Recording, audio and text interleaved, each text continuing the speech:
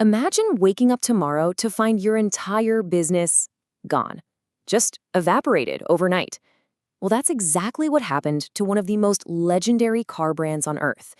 In this explainer, we're diving straight into one of the most brutal corporate freefalls in modern history to answer one massive question.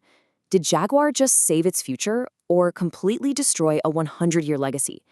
The stakes here are absolutely astronomical, and I promise you, the real story goes way deeper than a few weird commercials.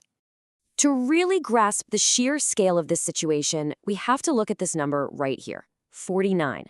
In April 2025, across the entire continent of Europe, this is the exact number of new cars Jaguar sold. Not 49,000, 49. Just let that sink in for a second.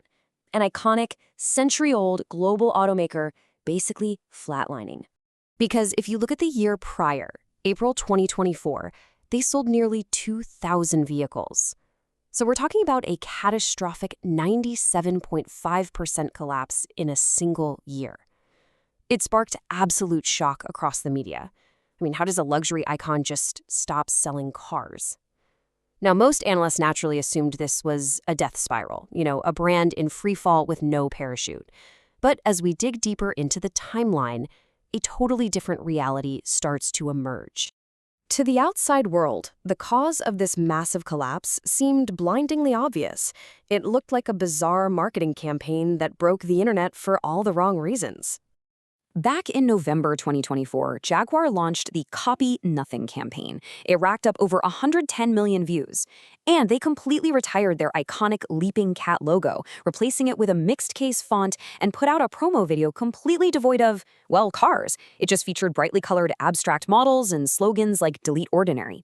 As you might remember, it sparked massive media outrage. Critics everywhere were claiming Jaguar had completely lost its mind, prioritizing these trendy, avant-garde aesthetics over actually showing a drivable product.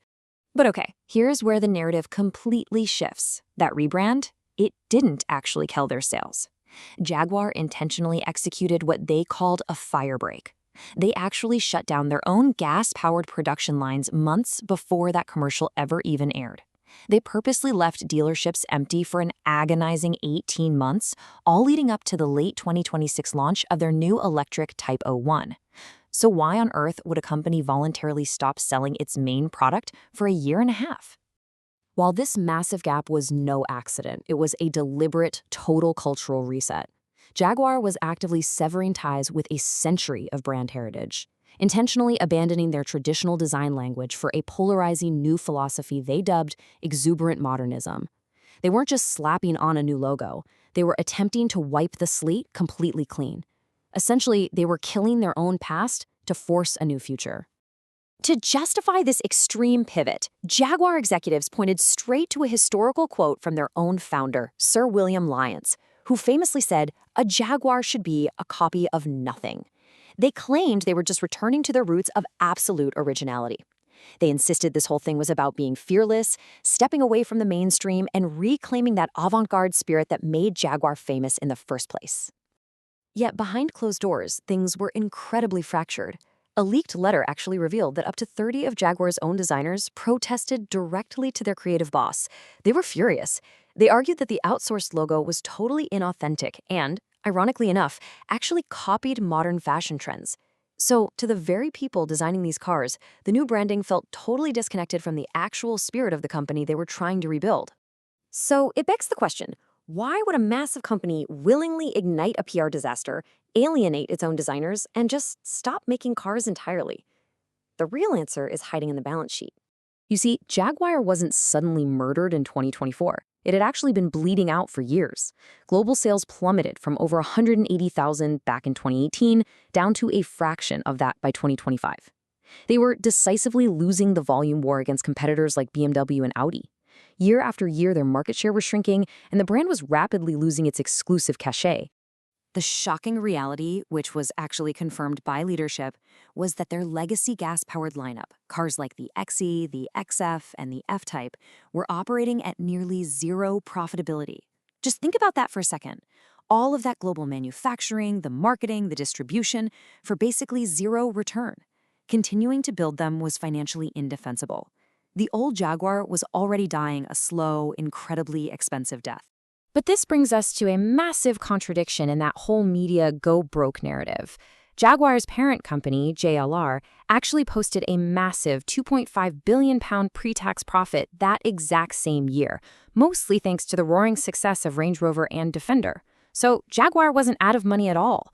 They had an enormous war chest backing them up. They could actually afford to weather a complete shutdown and gamble everything on a totally clean slate. Okay, let's forget about the abstract marketing for a second, because we really need to look at the massive technical gamble that's driving their 2026 electric relaunch. This raises a really huge question.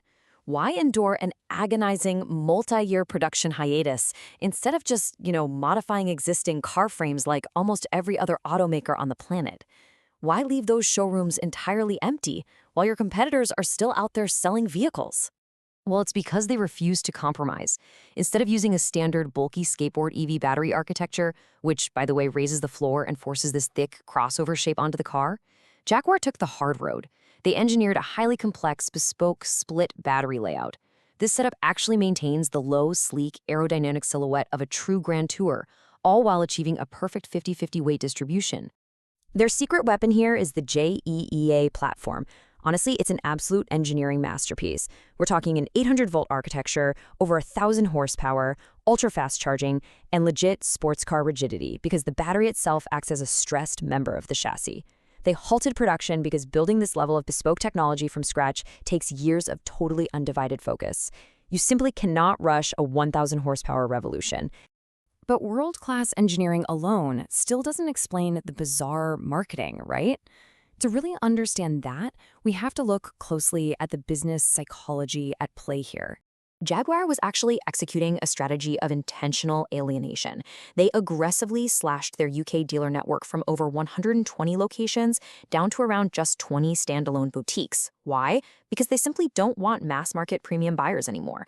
They're deliberately abandoning the fight against standard Audis and BMWs to directly target ultra-wealthy, £100,000 Porsche and Bentley buyers. They essentially threw away a century of British heritage and classic luxury, specifically to shock the system. Think about it. When you want to move dramatically upmarket and double your price tag, you have to convince the wealthiest buyers that you are in a completely different league. They needed to signal to a brand new, ultra-wealthy demographic that the accessible, everyday Jaguar is completely dead and that a polarizing new era of exclusivity has officially begun. So, is this pure genius or a fatal mistake? The stakes for this legacy brand literally could not be higher right now, and the entire automotive industry is watching their every single move. Just look at the totality of their actions. They sacrificed 97.5% of their sales volume, they enraged their most loyal historical fan base, and they bet their entire institutional survival on an unproven £100,000 electric Grand Tour powered by unprecedented bespoke engineering. It is an absolute all-or-nothing roll of the dice, one that will either be studied in business schools as a masterclass in rebranding or as a cautionary tale of corporate suicide. Which leaves us with this final thought to debate. After seeing all the evidence, was Jaguar making the boldest branding decision of the decade or one of the biggest business mistakes in modern history? Defend your answer in the comments using the evidence from this documentary.